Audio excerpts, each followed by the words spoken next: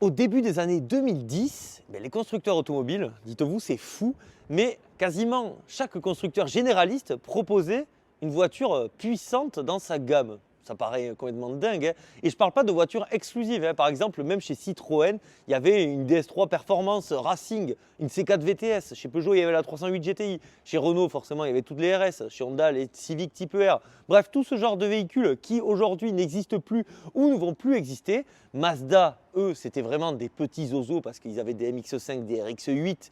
Mais on a tendance à oublier qu'ils nous faisaient quand même aussi des voitures entre guillemets plus sages de ligne, mais avec des moteurs vraiment énervés, les Mazda MPS. MPS, ça veut dire Mazda Performance Series.